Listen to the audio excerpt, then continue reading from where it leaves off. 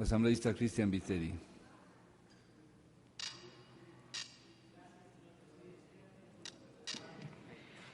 Primeramente quiero felicitar a los miembros de la Comisión de Justicia porque ha puesto el evidente rol del legislador al cambiar drásticamente el informe o la propuesta de proyecto original presentada por el Ejecutivo y que hoy nos presenta un proyecto distinto, altamente corregido, corrigiendo errores de constitucionalidad. Se han ordenado las normas de acuerdo a lo que exige la técnica jurídica, pero sobre todo se nos presenta un código penal modernizado que recoge las necesidades de los ciudadanos. Pero hoy aquí no estamos debatiendo el informe o el proyecto, perdón, del Ejecutivo. Estamos debatiendo el informe oficial presentado por la Comisión de Justicia y ya que vamos a debatir los informes que aquí se nos han presentado, pues también debatamos el informe de minoría presentado por el movimiento Ruptura de los 25. En este informe se nos ha querido introducir una nueva frase denominada populismo penal. Yo me pregunto si incluir por primera vez un tipo penal que sanciona las restricciones a la libertad de expresión puede ser populismo penal. Tipificar por primera vez el femicidio como herramienta disuasiva a la violencia doméstica puede ser considerado populismo penal.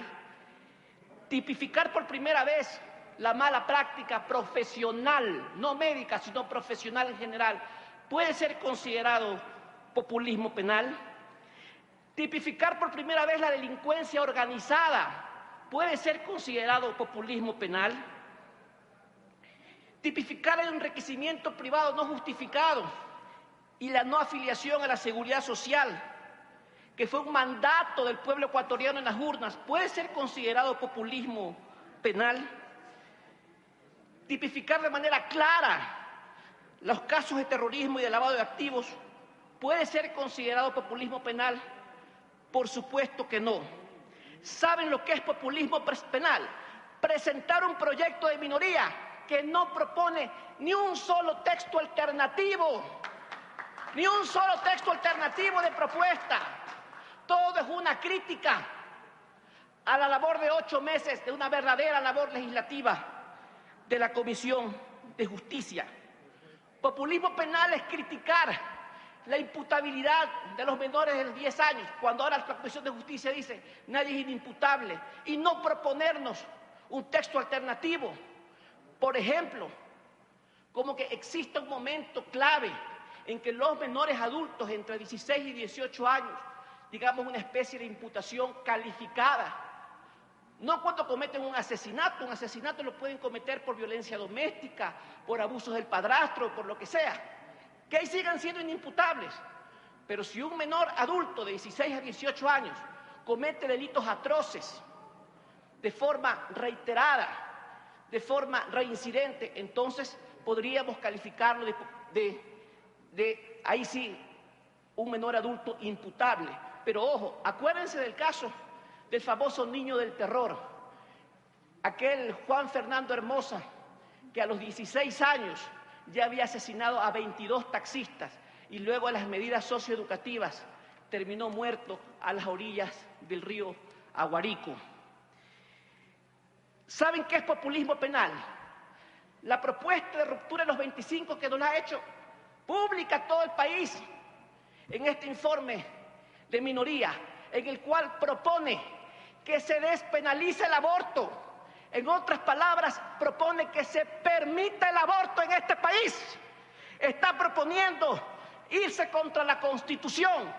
Está siendo demagógico porque eso es imposible, porque el artículo 45 de la Constitución dice que se protege la vida desde la concepción. Por lo tanto, eso sí es populismo penal. Señor presidente, nos invocan el derecho de las mujeres a la libertad, a tomar decisiones sobre su vida reproductiva y de sus decisiones a su proyecto de vida, y que por lo tanto pueden abortar cuando les plazca, reduciendo de esta manera a la vida de un ser humano en formación al valor de una cosa.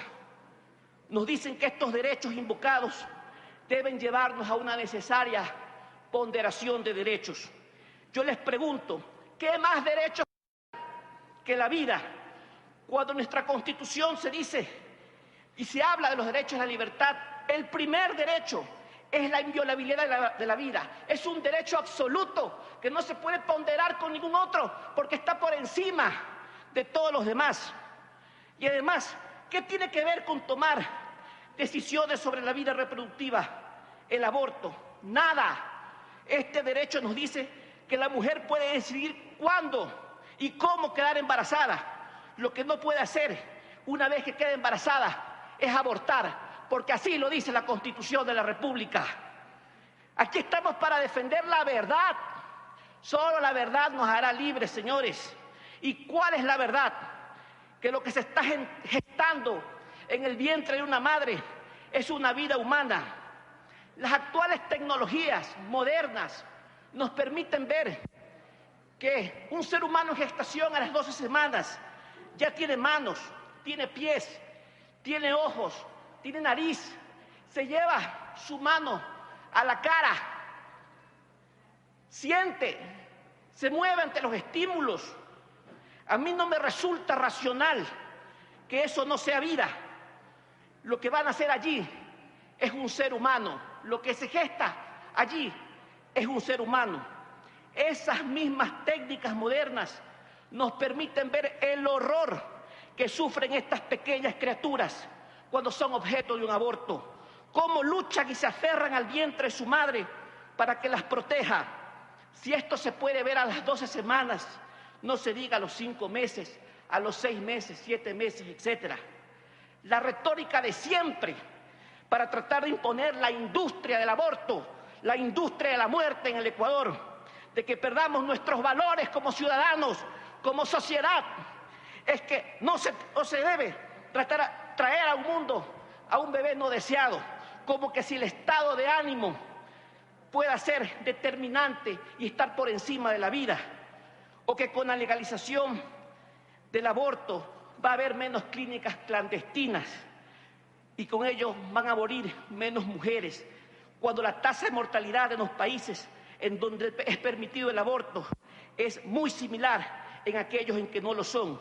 Y además un aborto que se realiza por vergüenza, especialmente en adolescentes y jóvenes, busca igualmente métodos clandestinos, por la sencilla razón que una ley no quita la vergüenza ni el deseo de ocultamiento.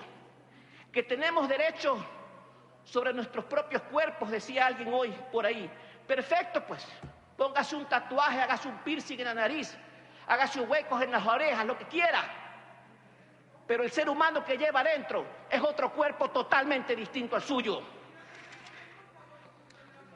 Por esta misma razón, me permito sugerir a la Comisión de Justicia que nos ratifiquemos en el texto original del Ejecutivo de los casos de aborto no punible y no incluyamos el aborto para los casos de embarazo por violación, al menos no así de forma tan general, porque da la impresión que con una simple declaración juramentada de que alguien ha sido violada en un callejón oscuro, utilizarlo como pretexto para abortar. Y en esto coincido totalmente con el asambleísta Rolando Panchana y también la propuesta de texto alternativo presentado por el asambleísta Leonardo Viteri. Peor aún no se diga en cuánto tiempo puede darse esto, o sea, en cuánto tiempo podría poder darse este aborto. No quiero ni mencionar ni pasar videos de lo horripilante que es un aborto de un bebé que a los 6 meses ya podría vivir fuera del vientre de su madre. Ciertamente no es lo mismo un aborto provocado con una pastilla del día después de la violación, quiero decir, un aborto hasta las 10 semanas o un aborto cuando el ser que está por nacer ya tiene 5, 6 o 7 meses. Entiendo las circunstancias graves y dramáticas que sufre una mujer que queda embarazada en casos de violación, como muchas circunstancias graves y dramáticas ocurren en la vida. Ayer una madre perdió a su hijo que tenía en el vientre, sí deseado, intentándolo salvar a él de las llamas, y tendrá que vivir con eso, porque la vida nos pone o nos puede poner pruebas muy duras, pero cuando una ley positiva priva a una categoría de seres humanos de la protección que el ordenamiento jurídico le debe, el Estado niega la igualdad de todos ante la ley. Si el Estado no protege a todo ciudadano y particularmente a quien es más débil, se quebrantan los fundamentos mismos del Estado de Derecho. Un buen propósito de vida es que todo lo que hagamos no le haga daño a nadie. Y desde el punto de vista laical termino citando a Juan Pablo II, que la libertad no consiste en hacer lo que a ti te da la gana, sino en tener derecho de hacer lo que debes. Gracias, señor presidente.